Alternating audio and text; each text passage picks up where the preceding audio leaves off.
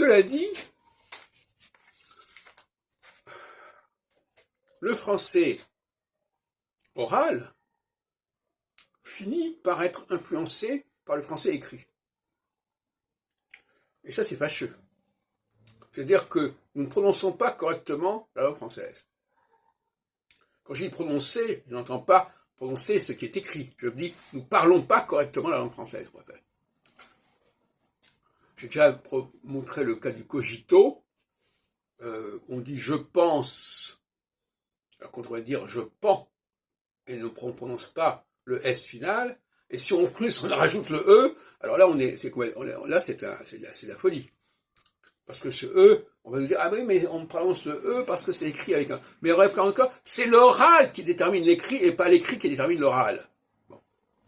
Donc, c'est pas parce que quelqu'un a cru intelligent d'ajouter un E après je pense, P-E-N-S, qu'il faut continuer à le faire comme ça. Parce que il y a la fameuse formule, il pense au singulier, il pense au pluriel. Et c'est absurde. Il ne faut pas que la prononciation du verbe en français soit la même au singulier ou au pluriel. Ça, c'est le génie de la langue française.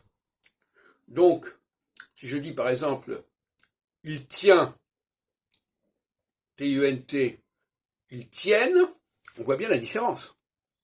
Et bien de la même façon, je ne peux pas dire il pense et il pense, parce qu'il n'y a pas de différence. Il faut dire il pend, P-E-N-S, il ne faut pas écrire avec un E, et puis il pense. Il chante et il chante. Etc., etc.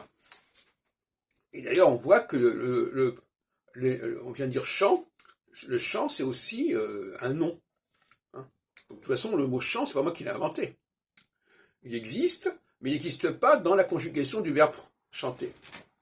Ce qui est regrettable. En réalité, on devrait dire tu chantes.